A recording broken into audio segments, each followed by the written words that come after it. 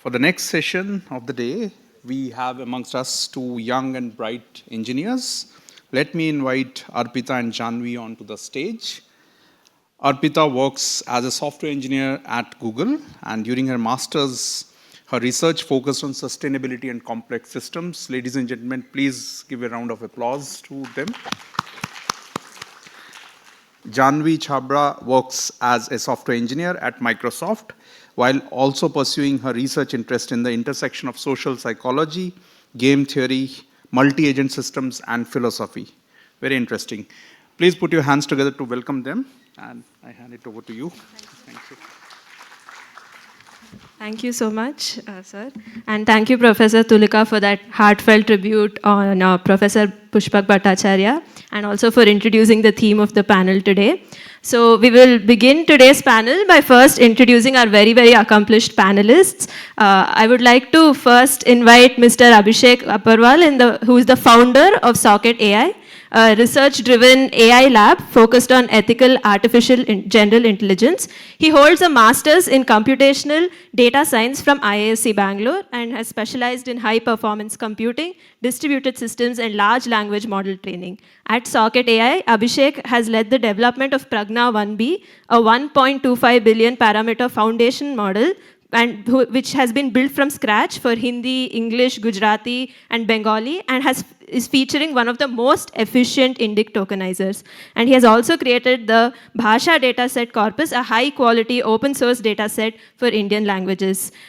He is also the principal investigator for Project EKA under the India AI mission, and he is leading efforts to build advanced AI models that strengthen India's AI sovereignty and has set new benchmarks in Indian language research. I would like to please welcome Mr. Abhishek Upperwal to the stage.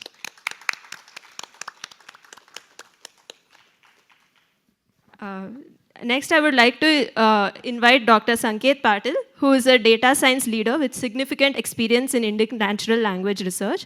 Early in his industry career at Revere Language Technologies, he played a key role in developing the company's NLP stack. There, he led a team creating solutions for complex challenges in multilingual search, machine translation, and named entity recognition for various Indian languages. Today, as the chief data strategy officer at DataWeave, Dr. Sanket uses his hands-on experience to guide the company's AI strategy and develop intelligent data products.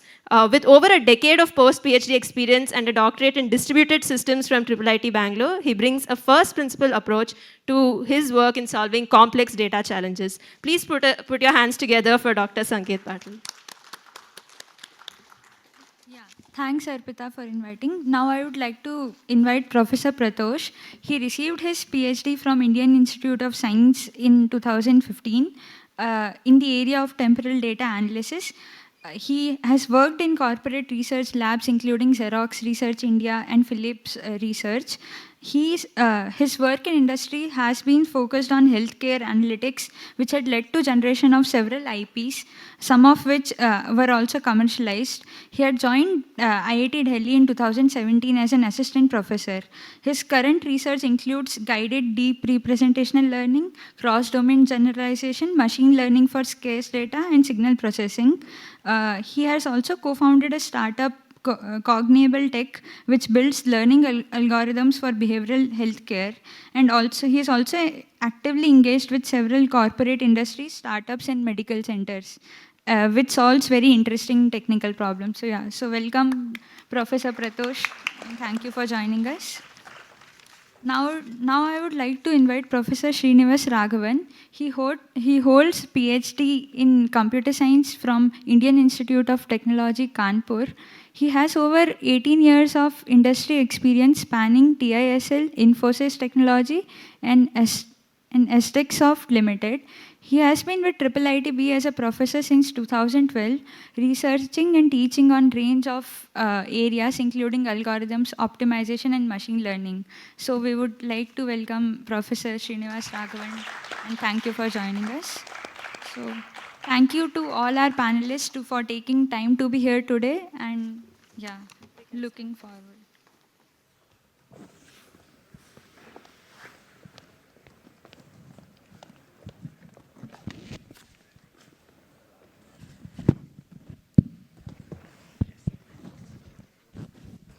Yeah, welcome everyone.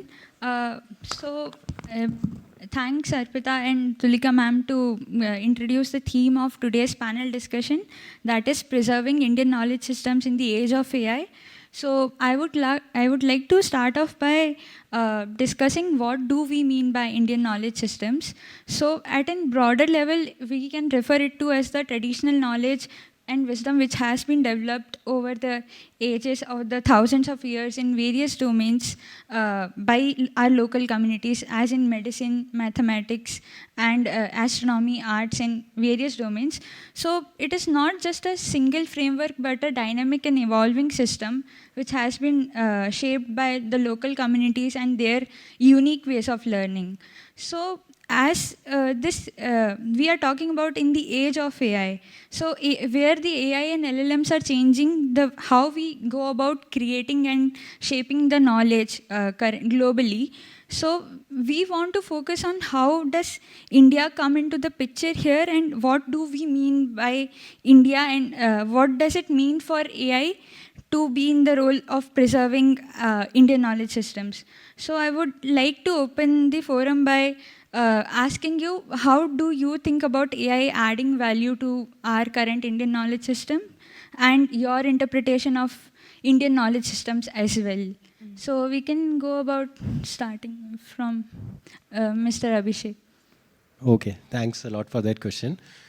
How I perceive, and that's very much relevant, like how, what you described about the Indian knowledge system, because there has been a history of how we have accumulated knowledge, especially in the Indian subcontinent, and not necessarily by documenting all of it.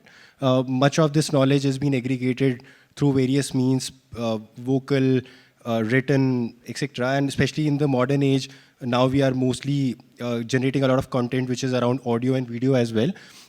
And all this knowledge, as of now, I personally feel it's segregated.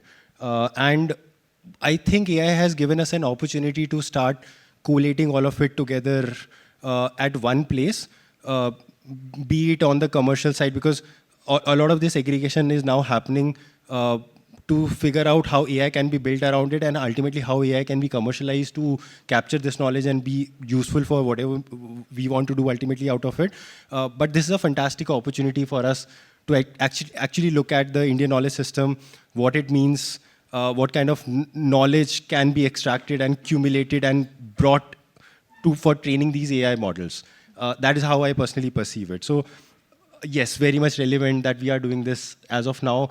And I would very much like to put it out that it's not like that we Indians have been doing this today, like something happened and we are like, oh, we need to collate like all this knowledge. There is a lot of effort in the Indian community, especially on the academia front. Like you spoke about Pushpak sir, so many efforts have been happening to collate this data for decades now.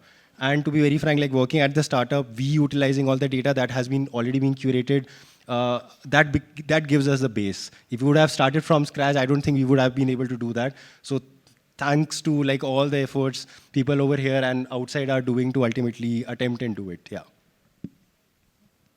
Thanks for the amazing answer. Dr. Sanket, do you want to? Thank you. Probably I'll just build on what Abhishek said, right? When we think of the Indian knowledge system, it's not a monolithic entity, right? It's you can think of it in a spectrum in some sense. Of course, we are aware of the oral traditions and so on. Some of it is probably not even oral in the sense that, let me give an example. Right? In some parts of rural Karnataka, I don't know how they figured this out, but somehow they figured out that outside of farms, if they sort of spread human hair, that sort of deters wild boar, right? Now, and this is just a, I mean, this is not even, I mean, you could, of course, it becomes part of the oral folklore, but this is just a sort of a thing that happens, right? It is just out of practice. Then, of course, we have all our, oral epics and so on. I was recently in the Andamans, and I was reading a few things about some of the tribes there and so on. So, one of the tribes there, the Jarava, have a very the sort of ethnobotanical knowledge that they have is very interesting, right?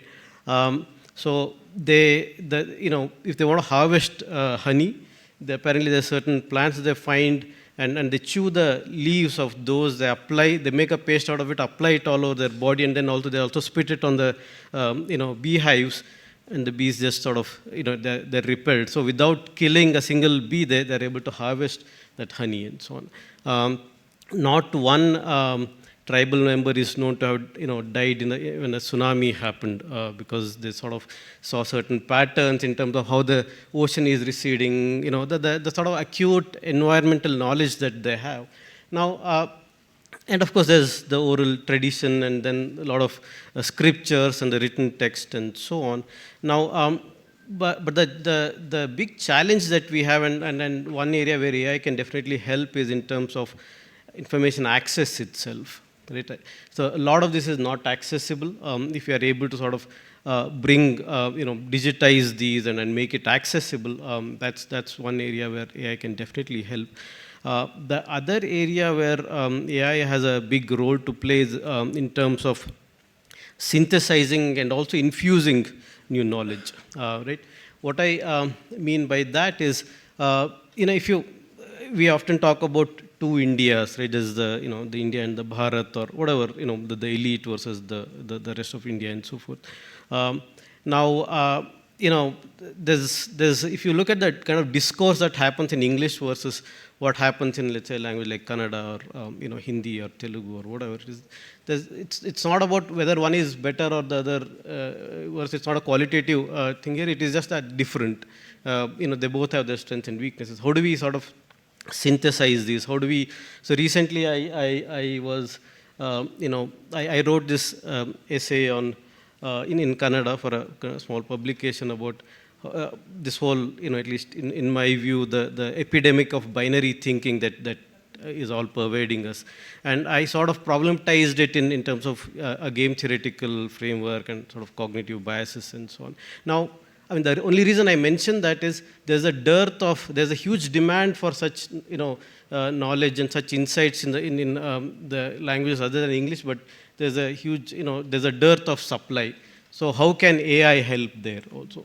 So yeah, these are some thoughts that I wanted to share. Yeah, thank you for sharing interesting stories as well. Yeah, Professor Pratosh. I see the whole thing from a slightly different angle.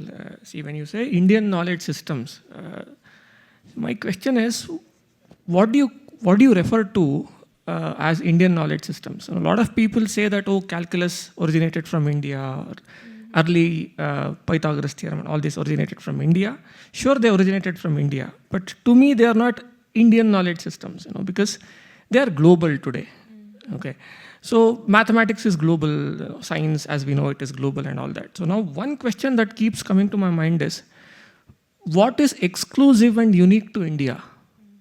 So is there a thought, or are there lines of thoughts that people from this geography called India have asked and addressed, which is yet to be addressed by the rest of the world? So can we think of such questions? In fact, we can. Okay. For instance, these questions have become extraordinarily important at this point in time, because think about it. For all these years, we thought that we as human beings are unique because we are intelligent. Okay? Now come AI and LLM. So they are displaying signs of intelligence, which is better than human beings. Now questions like, what makes us humans humans? Correct. Okay? And in this age of AI, there are actually a lot of existential questions that are coming up, right? So if a machine can do some task 100x better than you as a human being, then why should we exist? The questions like, what's the purpose of our existence?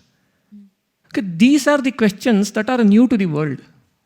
It turns out that these questions have been asked and answered by Indian people for centuries. Now, I think these sorts of meta questions that are extraordinarily important philosophically and at a metaphysical level have to be asked. And it is the Indian knowledge systems that one should look at to even look at some answers, possible answers, because these people asked these questions thousands of years back. Of course, when people talk of accessibility, accessibility is one definite use case, immediate use case where AI comes very handy, because a lot of people does not even know what sort of questions these people asked. In fact, if you look at some of these books that we are talking about, every book asks this question. Everything starts with this question of who am I? What is the purpose of existence? See, now that writing code or building algorithms are not the purpose of human existence because AI have taken over. Now the next question is, what is the purpose of our existence? So in decades to come, humans will be bogged with these questions. What should I do? Because all these years we thought learning Java, learning Python, wasting 20 years of our life, taking a job at some industry is the purpose of life. And we have been breeding people like this for decades now, and we are successful. Now that machines do that, more important questions, meta-level questions will rise. Okay, I have a daughter of 9-year-old. I don't know what to teach her anymore. Because machines can do everything that people can do so well. Now, these questions are the questions that these people have asked millennia before. So I think the relevance and significance of Indian knowledge system is a lot more in this era of AI. Thanks to AI, that all the facade that we had created as human race is removed now. We are not human. We are not humans because we can think. Gone is that era. Okay, we are now. Just like we see at ants, LLMs look at us as idiot human beings, right? So now that we have been reduced to a level of primates, the question of what makes us humans surface. And to even get some answers to those sorts of questions, one has to look at Indian knowledge system, is my opinion. Yeah, a very interesting perspective, Professor. Like using the introduction of AI nudging us towards those meta questions is one very interesting perspective. Professor Raghavan, do you want to? Yeah. So I completely agree with what Abhishek and Sanket said a little while ago. Your question was, what is IKS? And the answer is, I don't know really. The Indian knowledge system, what we sort of vaguely refer to as Indian knowledge system is a a hodgepodge of so many different things. There are scriptures, there is whole volumes of literature that's around. There are all kinds of traditions. There are myths. There are traditions, cultural practices. You can call them best practices or what, which may or may not be best practices today. And then there are superstitions. There are all kinds of stuff, and it's a whole mix of all of this, right? And one big problem that a lot of people have is to actually separate these out. This I'm sure all of us would have had an experience of. Some elders, when we were growing, they tell us, okay, don't do this, okay? Now you ask why, and the answers are often very vague, right? Almost always it will boil down to saying something like, my mother did this, my grandfather did this, right? There is no way we can attribute some of these. A lot of it could be completely irrelevant for today, but some of it could be, there could be a grain of truth in these. Where do you trace it back to? Is there actually something which you can find some support in terms of what we call as Indian knowledge system, or is it just something that crept in along the way, right? So so I think there is a strong need for us to be able to map out what this entity called IKS is all about. Can we attribute grains of truth to the right sources? If often, you do hear people giving some, could be, say, a spiritual advice, for instance, right? And you ask them, oh, okay, so where is this coming from? Okay, is it your own experience, or is it stated in some scripture, could be Veda, Bhagavad Gita, God knows what, right? And often the answer is, I don't know, right? And so it's become such a mishmash. It could be because of a lot of it being oral tradition. There are so many different traditions going along. And yeah, so I think there is a very, very strong need to map this whole thing out. I know there have been efforts at doing this in different patches, but some way in which we can use AI to be able to give some structure to what this IKS is all about. Okay, and is there a substance at all? And that, I think, will eventually be able to answer the kind of questions that Pratosh also referred to, right? So, is there really something which, for which, I mean, to simply claim that, well, I mean, people had aeroplanes during Rama's time and Pushpaka Vimanam or whatever, right? That there were robos. I mean, there are references to it in Mahabharata. There is literature by Bhasa which talks about robos and like mechanical devices which can do things and stuff like that. Now, is that science fiction of those days, or is there? Can we actually learn something from there? Can we actually build robos based on the knowledge, based on something that those people had referred to? That we don't know yet, right? Yeah, it will be foolish to simply claim that we knew everything, whatever, 5,000 years ago. That simply doesn't make sense. Yeah, but to be able to truly answer these questions, is there something that, is there a burning problem of today that we can answer using something, some insight that we can gather from what was done few hundreds or thousands of years ago? That is a question that we can answer only if we are able to do some sort of a cognitive map of what is going on, of what is out there. Yeah. And that's precisely where I think AI is going to play a big role. Yeah. So I would also like to add like another dimension to IKS, which maybe we can see it in the modern time. I'll give you an example. So we were working with a startup who was working in legal domain. And there's a lot of mishmash, hodgepodgeness that happens when it comes to legality, and it's also a very critical sector. So what was happening was that these people took Llama, they fine-tuned Llama on Indian laws, and they started doing inference on top of that particular model. And what we saw was that that model started hallucinating, started giving us hybrid laws, which was US plus Indian laws, and nothing worked. So maybe we can even look at IKS, because we are mostly talking about cultural aspects which are like in the past, but maybe few things are there which are present. How we perceive education, how do we look at our legal systems, etc. This is also coming from the Indian domain itself. And we have seen that they also, like AI can be really, really helpful when it comes to these domains, especially on the legal front, healthcare, agriculture, say for example, we are working on how do we issue advisories to farmers using these automated AI systems. And we can just imagine that maybe we can create a thinking agricultural agri model, which can just take in inputs or some predictions around various aspects and can think and then can give you estimates of what to do on the field. And these are, again, coming from the Indian knowledge system, because many of these things that are happening on the ground in agri are very farmer specific. And we are capturing these knowledge and then ultimately doing something out of it using AI. Yes. Yeah, I guess the only danger we need to guard against is precisely what Sanket said. Like, there is a lot of traditional knowledge out there, and we don't want to lose that. And if you just throw in an AI system blindly, it can create all kinds of stuff. And it is, I mean, it's not unlikely in terms of a scenario that can pan out, right? It's not unlikely that people will start believing what the machine or their mobile says and actually forget what was passed on to them from their others or whoever, right?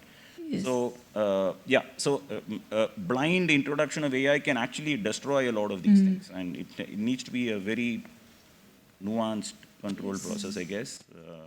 Yeah, I think that leads very nicely to the next kind of thing we wanted to discuss was about this, like we have kind of established that there are various ways, maybe metaphysical questions that IKS may answer. It may be like burning questions of today's scientific world that IKS may answer, as well as accessibility, digitization. And everybody on the panel have like very good interaction with both on the AI side as well as IKS in various forms. So I wanted to just ask everyone what they felt was the biggest hurdle. It may be in terms of culturally, technically, or data scarcity, or anything while working in this kind of intersection of the two spaces. And I don't just mean in LLMs, maybe as oral models, any multimodal AI models that you have worked with, or it may be even in kind of talking about these things, kind of spreading the word about this Indian knowledge systems in the age of AI. So maybe we can start with Abhishek and go across the panel. Sure.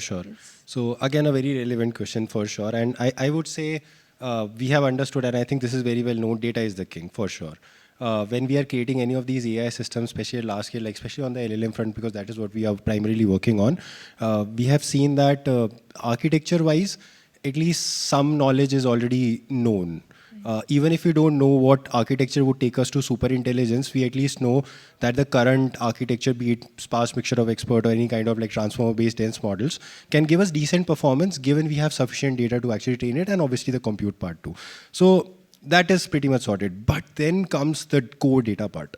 What nobody is telling us, like all these frontier labs are not telling us is, when they aggregated this data, nice things are mostly published in papers, but bad things are never told to us about what broke the system or what didn't work for them. Right. And that's the secret sauce behind all these models that nobody is basically telling us. And that is what like we Indians or people who are working extensively in these systems should be figuring out next. So definitely data is a challenge. And then if we start looking at fine data, we identify that data is the problem, and now we start looking at the aggregation bit. India is very culturally diverse. Like if we only talk about the knowledge system and like we want to just incorporate everything and just take language as an example. Say for example, you have languages, every language have different dialects. Hindi itself has a couple of like hundreds of dialects in itself. You go to different places, you will find different kind of Hindi there. How do we capture it? How do we capture it? Because then we have to do a very large scale data aggregation activity that might take a lot of time. So I don't think we can be 100% sure that we'll be able to do it. Maybe efforts have been there which are capturing these diversities in Indian languages and then opening up data for them. And as someone also mentioned that LLMs are also, or AI systems are also being leveraged to create a lot of data. It could be synthetically or to correct some of the mistakes of the model. I think that's a very good approach. Again, we have also been using them to specially scale the data. So I'll give you some statistics on the data part. Very famous data corpus MC4, which is multilingual C4, hardly has 1% even less than 1% representation of all Indian languages. More than 22 official, like 22 plus other languages that India has. So we have, like India has contributed so much in knowledge, but unfortunately we have not contributed so much on the internet when it comes to our own languages. Right. And I think that has become like a bottleneck or a hurdle, especially in the modern age of AI, to create these large scale systems. And that is where I think many of the companies or entities or people who are working on these systems are working. So definitely we have to somehow figure it out. I don't know, like I don't have a solution to what could be done. We are also figuring out, trying to like figure those things out.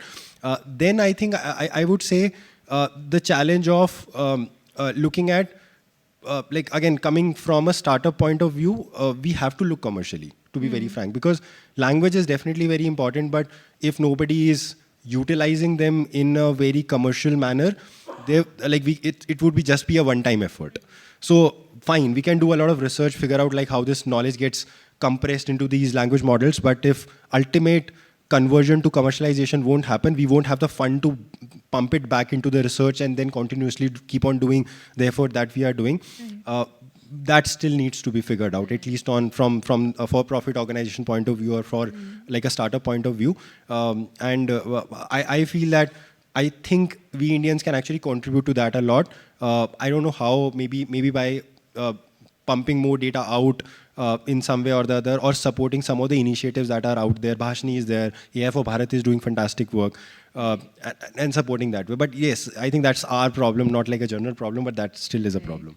I think it's nice to know that there are efforts in, and a lot of people are also recognizing it and doing things, so very optimistic even.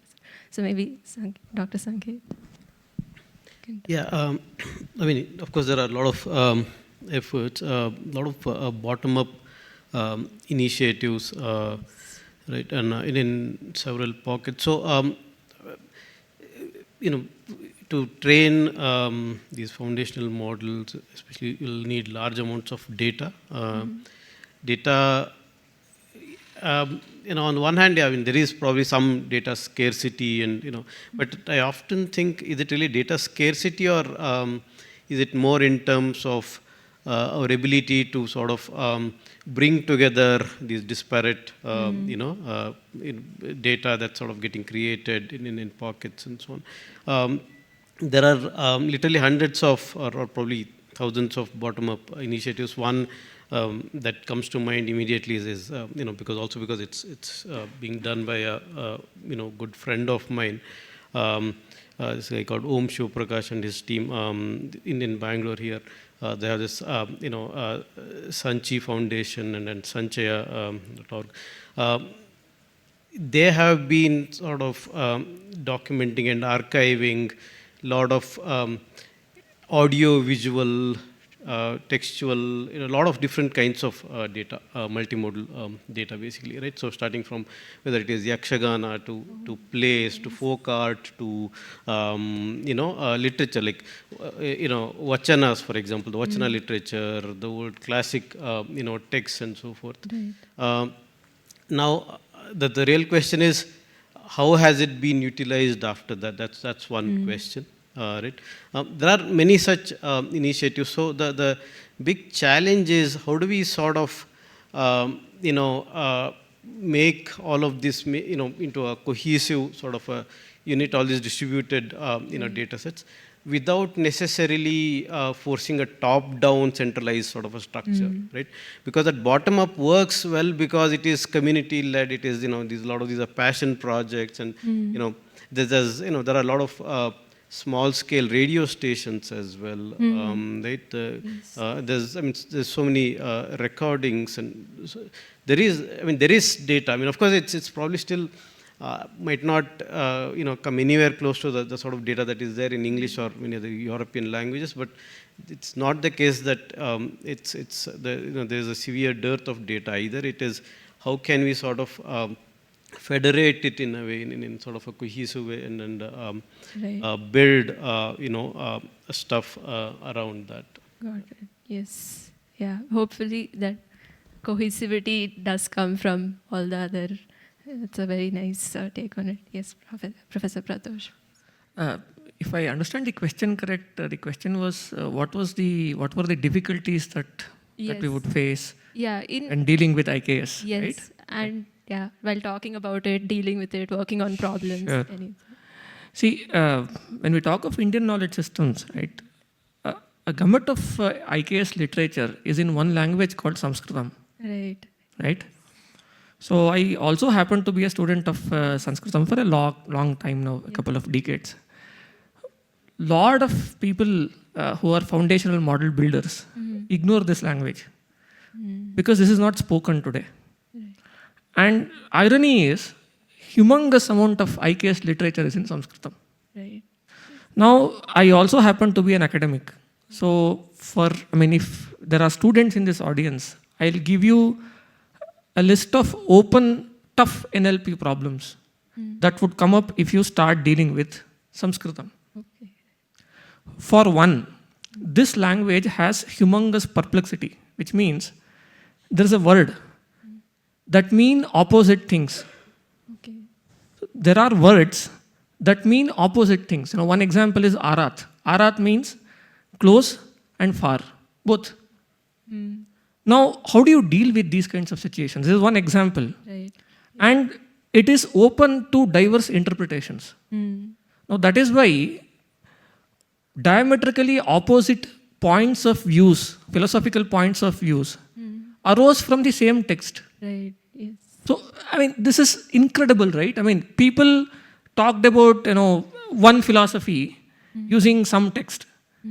So one other person came and said that this is not the true philosophy. He said something that is exactly opposite to the previous philosophy, but his source was the same source as the first person. Now, how do you deal with this? right? So now any model building exercise, these kinds of problems would come up. In fact, I should tell you something, I keep asking this question to my students. Come up with a problem that the state-of-the-art LLMs cannot solve. So if you are coming up with a research problem, first ask it to Gemini or Claude or whatever. If it does not give you an answer, then it's a research problem worthy of solving, right? I'll give you an example of one such problem. You take an English sentence and ask some of these models to create a shloka in Sanskrit in a particular meter. It would fail. Right? But lot of literature in this language are in meters, meaning they are called chandas, right? They are adhere to a particular form, metrical form. So these models would fail. So how do you deal with that? One of the most important questions that I've been asking, and we tried to build some foundational models for Sanskritam, and it sort of does not fit into this framework because most of the modern day models that we build are autoregressive in nature. Might get a little technical, but yeah, people understand. So which means that every token, so you estimate the likelihood of every token given that you have seen some previous tokens, right? Which means that the order of occurrence of these tokens matter, right? But by construction, this language, Sanskritam, is a free word order language. Which means, suppose you have a sentence that has 5 words.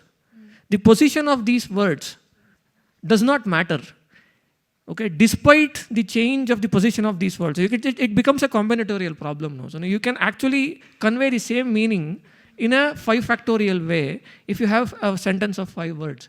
Now all the autoregressive formulations would break down here. Now how would you build? In fact, people talk of diffusion models and so on today, right?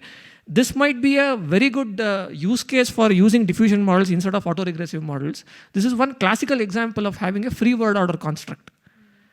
Yeah. So long story short, what I'm saying is, when we talk of Indian knowledge systems, we should not ignore this language just because it is, Abhishek is here, right? So we should not ignore this language because it is not spoken.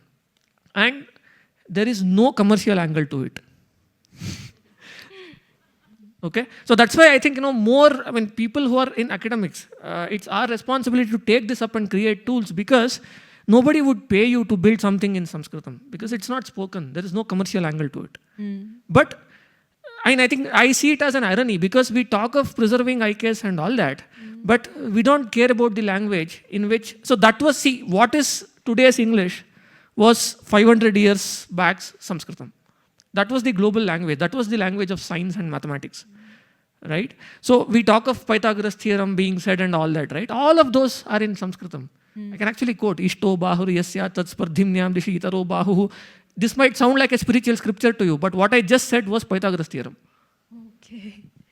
That's in Bhaskaracharya's Leelavati. So now, if we do not cater to this language, we are not catering to IISc. Yes. And to cater to that language, the traditional ML models that we build for other languages like English would break down. So this would give a lot of, very interesting research problems to solve. Yeah. Yes. I hope your answer today will inspire a lot of us to work on some bottom-up models for Sanskritam. So thank you for that, Professor JSR. Yeah, so I had almost exactly the same points that Pratosh had. Sorry. No problem, perfectly fine. Yeah, so yes, it is all the LLMs, in fact, the entire modern NLP is based on this philosophy that a word is known by the company it keeps, right? So, and that the entire thing, huh? Previous company. Yeah, previous company it keeps.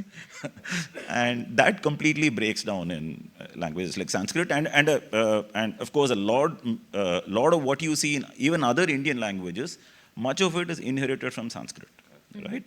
And so though other Indian languages may not be as word order independent as Sanskrit is, but there is an element of word order independence in almost every Indian language. And the inheritance is obviously, it can be traced back to Sanskrit. So so we actually need to rethink LLMs if we want to do justice to Indian languages, because LLMs are meant to predict the next word given the history, which is simply not going to work. and obviously doesn't take care of the word morphologies and like the same word for it to convey something. I mean, for Rama, because of Rama, by Rama, from Rama, each of these has a different form of Rama, right? And that morphology we need to recognize, which is, and that again is inherited to lower or a lesser, lesser or more, higher degree by pretty much all Indian languages, right? Yeah, and there is no concept of any such thing. A word is a word, and that's exactly the appears in every sentence that the word appears in. But that's exactly, that's certainly not the way it is in Sanskrit and a lot of Indian languages as well, right? And also the way LLMs are trained, most of the training is on text, is on prose. And as Pratosh very rightly pointed out, bulk of Indian, at least the IIIS sort of literature is all poetry. Now, and poetry does not, unfortunately or fortunately, does not follow the grammar of prose, right? There is, in fact, for people who learn Sanskrit, often one of the early exercises that they are given is given a small piece of poetry to write it in prose order, right? Which is an exercise most people who learn Sanskrit in school or something would have gone through.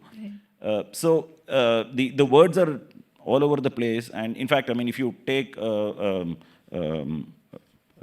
4-line shloka, for instance, the first word in the first line may be actually related to the last word in the last line, and it can be, yeah. So the fact that it is in poetry and the fact that it is word order free makes it very, very difficult. I mean, that's definitely not what modern LLMs are actually trained for. They are trained on the Romanic languages. They are trained on predominantly prose, not poetry. Okay. Yeah, so there definitely is a case for actually rethinking LLMs if we want to do justice to Indian languages. Yeah, very insightful answers from all the panelists. Yes, so the next question I wanted to discuss also include... Just one more thing. Another very important thing that happens in, I mean, that is not so much of a problem in Sanskrit though.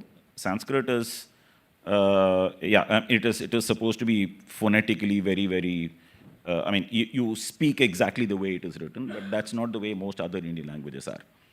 And yeah, so the spoken language is very, very different often, and certainly it is for my, like, in Hindi, probably not so much because it is, I guess, far closer to Sanskrit than the other languages are. But most of the South Indian languages, you'll see a huge difference between the spoken language and the way it is written. The literal language that you hear on TV news and what is written on textbooks is completely different from the way it is spoken. Now, how do you reconcile these two is a huge problem. And much of what the grammar rules that you would apply for written text may not be exactly applicable to spoken text. And yeah, so when you build multimodal models, this I'm sure is going to be a huge problem to deal with. Yeah, it's not, I don't see how you can easily reconcile the spoken. I mean, it actually sounds like a completely different language. There are one language which is written, another which is spoken. They're supposedly the same language, but as far as an algorithm is concerned, they are completely different. And yeah, so reconciliation between the two is a huge challenge in my opinion. Yeah. And all of your answers very well touched upon the nuances and the complexity of the Indian knowledge systems.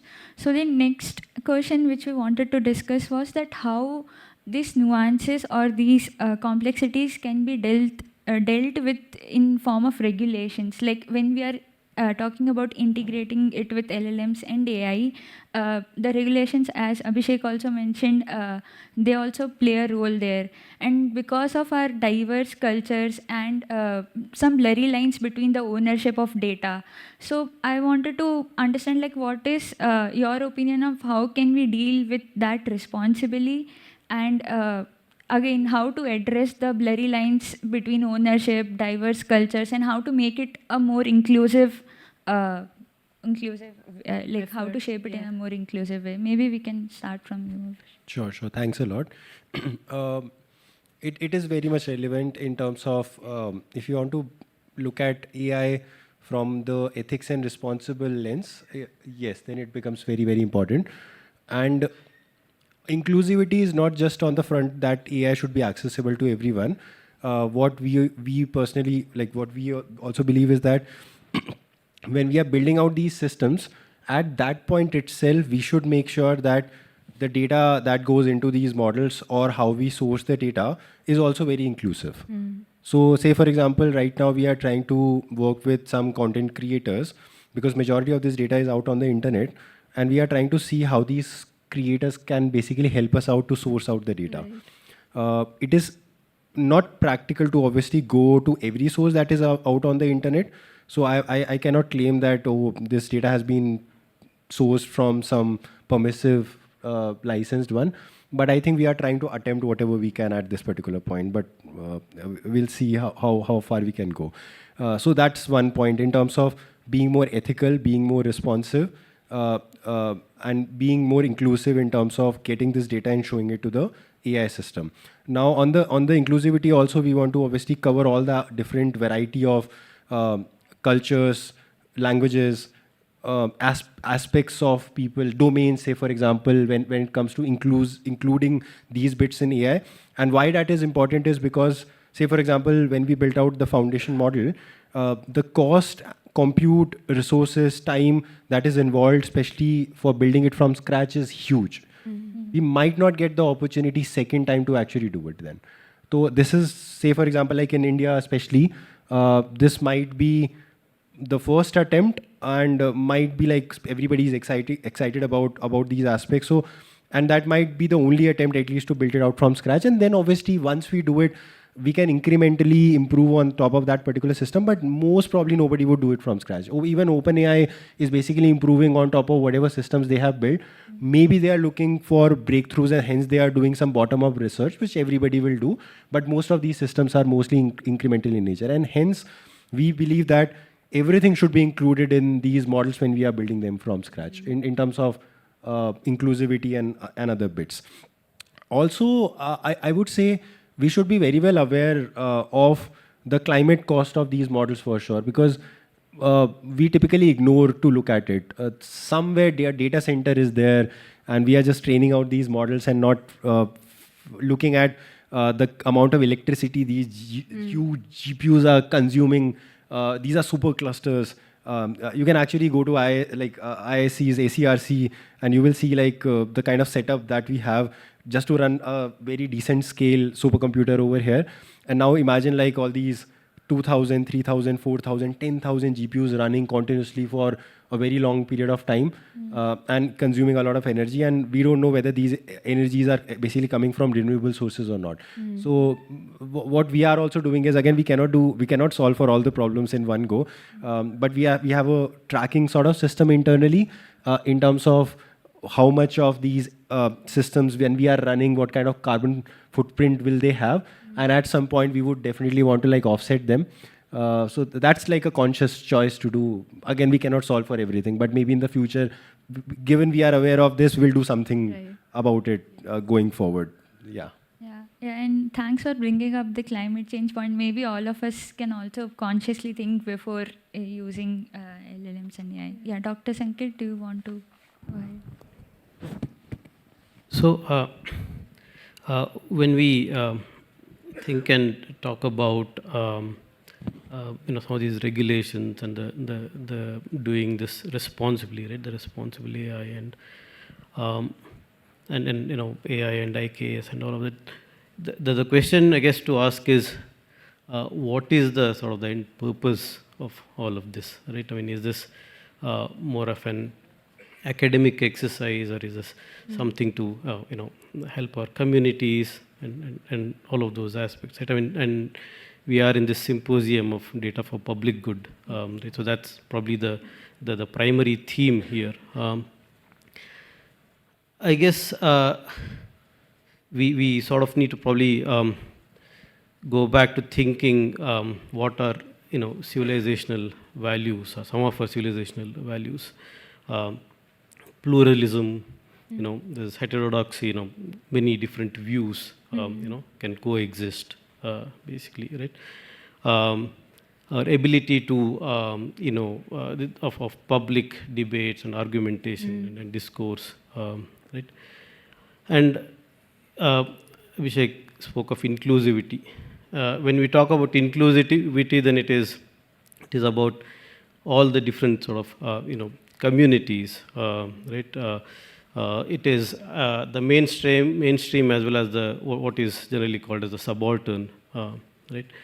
So unless we sort of include all of this, unless we sort of think about all of these traditions and how knowledge is preserved in those, and it is not just about textual knowledge, it is not just about scriptures.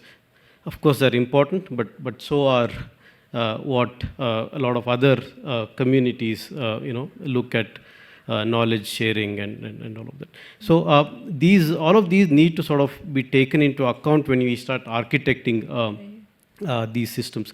It has to be based on, it has to be based on consent. It has to be based on just be co-designed with these communities. And we also spoke of some of these challenges of building large language models. And sometimes the question I also think about is, do we really need to build large language models, or do we need to think more in terms of building small language models or these domain-specific knowledge models? And a professor brought up this point of what is called as diglossia, the written language and the spoken language being quite different. I mean, that's a common feature across any spoken language. And maybe the way to think about it, do we need a different language model for spoken languages versus written languages? And then can we sort of look at domain-specific language, our traditional medicine systems, for example? Can we have a language model, a small language model around that? And how do we infuse other knowledge from other streams into it as needed, right? And can we then sort of have this ensemble of small language models and sort of federated and sort of that can sort of answer a variety of questions, right? I think so. There are a lot of very interesting questions around governance, who owns this data, and how do we sort of do this responsibly. But ultimately, I think it sort of has to come down to those communities and the individuals in those communities, and it has to be based on consent and designed in conjunction with those communities. Thank you. Yes. Yeah. Thanks a lot, Sanket, for bringing up that. Professor Pratosh, do you want? Is there another round of questions, or is it the last one? No. Because I'm looking at the time, so. Yeah, no, this is the last, and then we'll ask like maybe one or two questions from the audience. That's it. Okay, yeah. There's a clock that is ticking, so I was just having a look at it. Okay, so this regulation and ethics, right? Again, one question that keeps coming to my mind, even personally, is what is that which needs to be regulated, and what is that which does not need regulation? What is ethical and what not?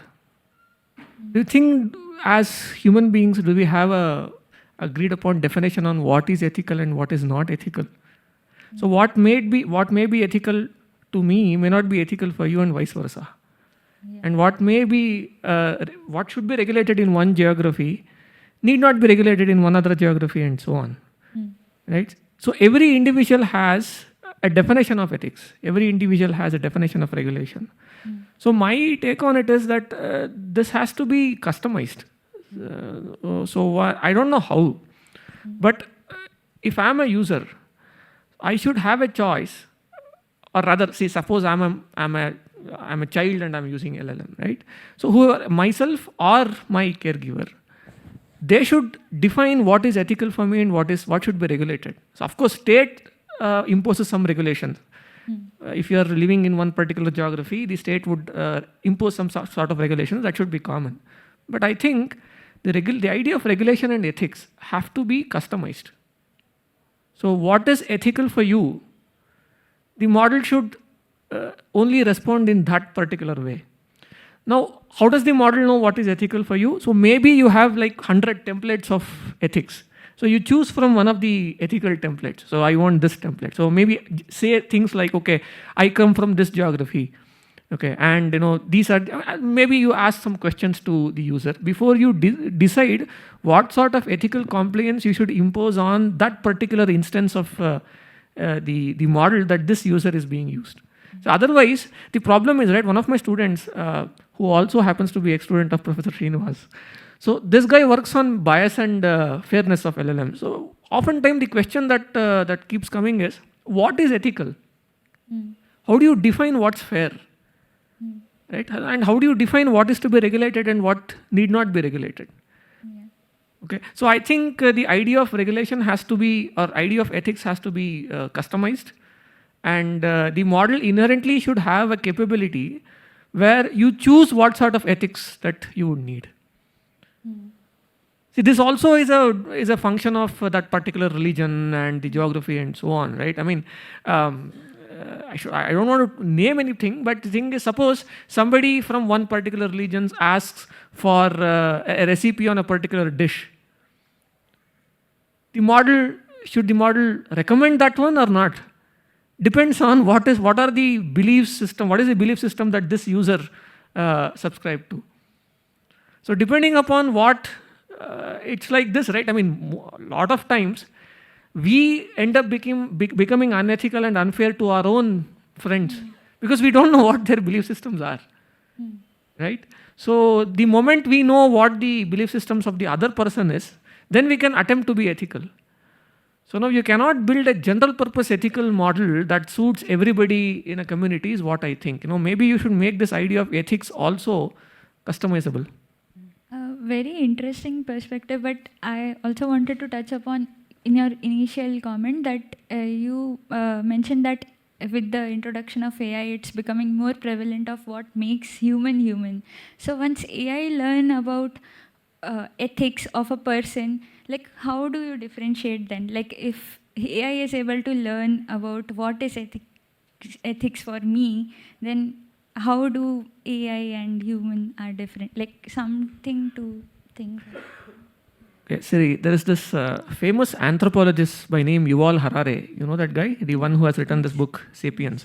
Yes. So he was asked this question, right? What makes humans humans in one of his interviews.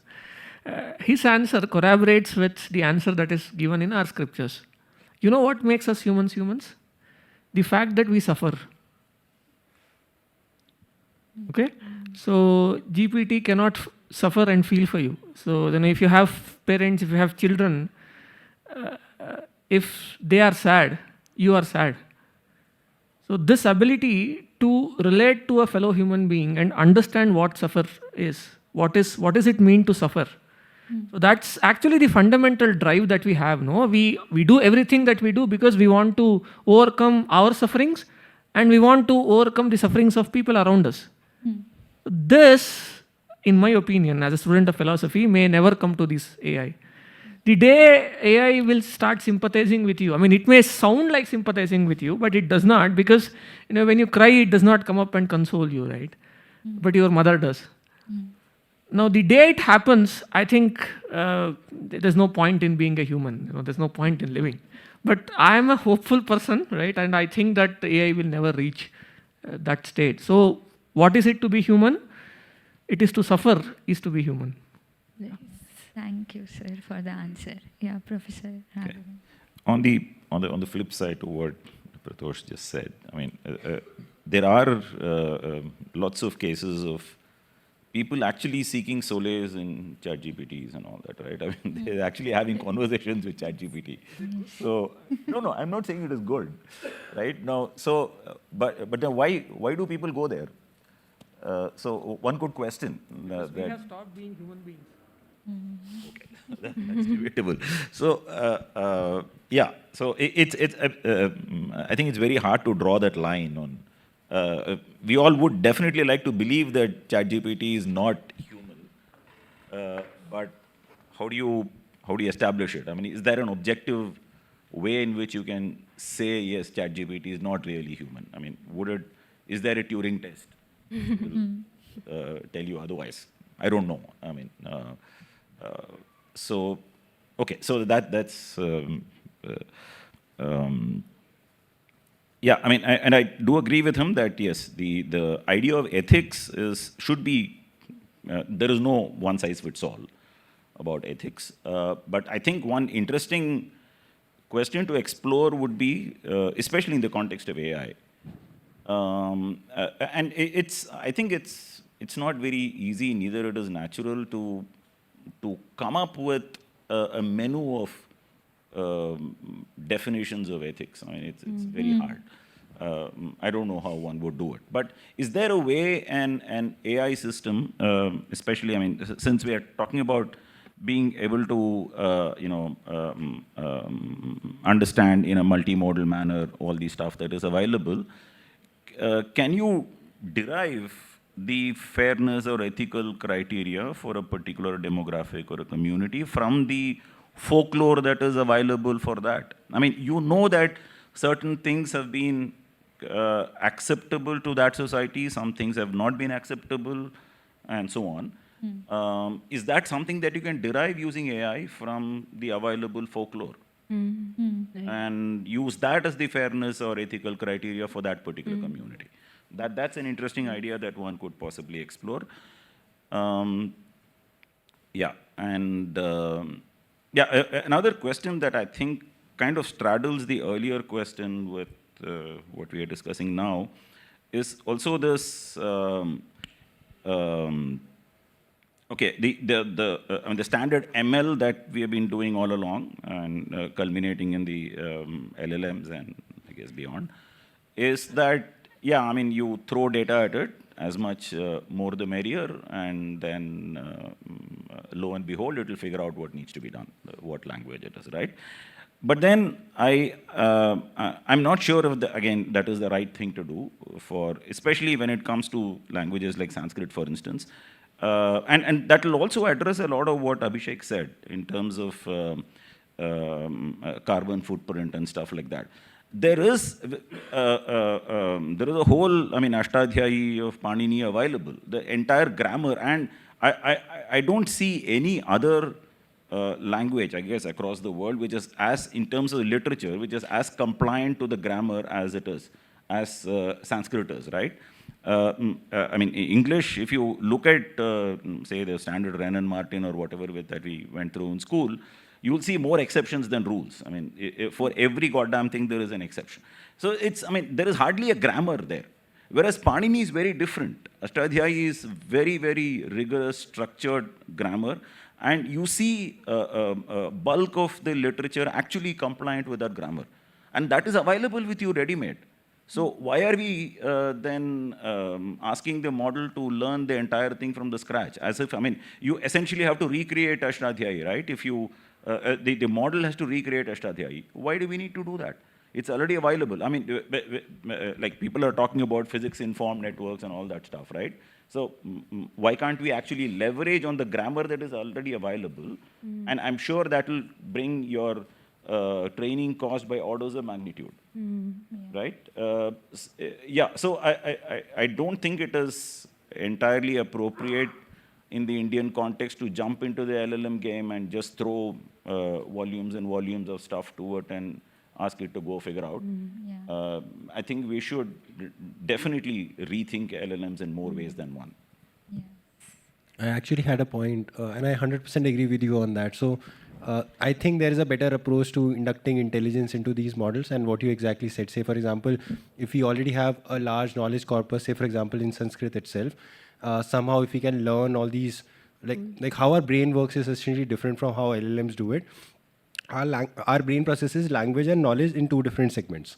So we can learn French today and then like we'll be able to converse and our knowledge would be retained. Why can't we do that for Indic languages? And ideally or theoretically, you would require less data if you want to add a new language to that same model. So say, for example, like the model learns the code knowledge from a very rich language which has very high density of knowledge within it. Say, for example, Sanskrit, or could be English also.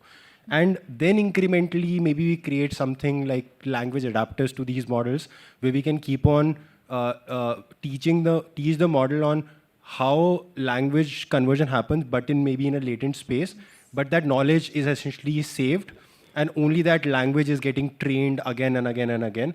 But we keep on training the knowledge corpus to somehow. I don't know how, somehow. But yeah, it's a fantastic approach. Maybe we should be exploring this for Indic languages, especially because of the diversity bit for sure, yeah. There's some very great perspectives as well as directions for all of us. So do we have time for? Maybe we can take one. One question? Yes. One question from...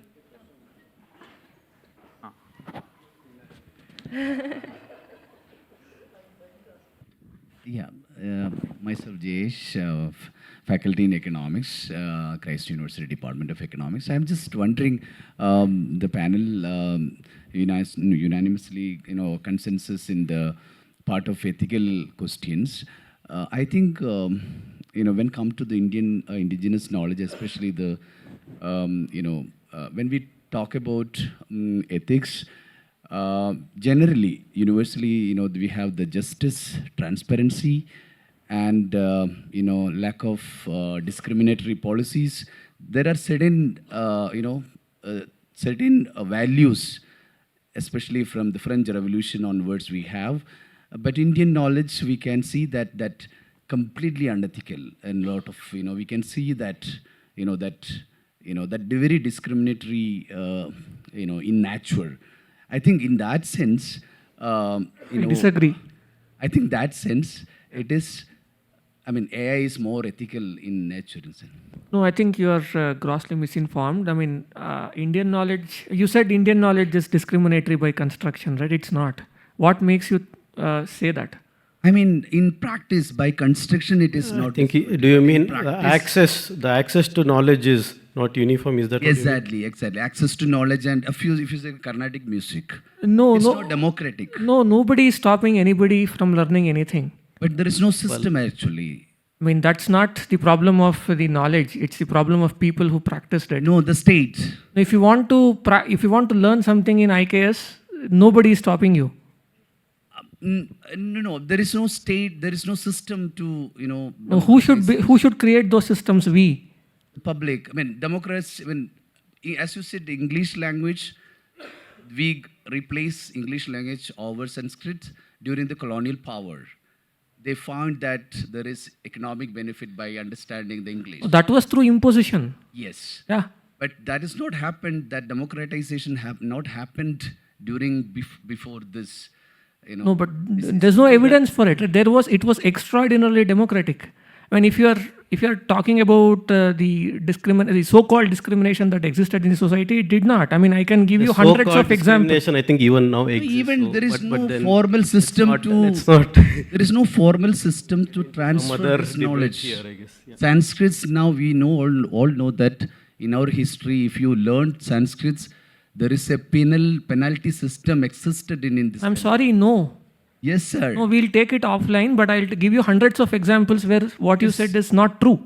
There are systems, sir, practices. Maybe let's talk about it later, but yeah, so Moderators, does it fall in the purview of this thing? Otherwise, I also have plenty to say on this, but I'm stopping myself because I guess this doesn't fall in the... I think we can definitely have the discussion offline, so it's just that time is up now. So. Is there time for one question? Yeah. Sorry, last question. Thanks for an engaging panel discussion, and surely it started getting interesting, but still should really stop. But I wanted to just ask one. So this we started off by asking knowledge systems, right? Indian knowledge systems. There are two ways to interpret it. One is knowledge itself, like some examples that Sanket gave. There's so much of oral knowledge, traditional knowledge, which is not there in the mainstream worldview.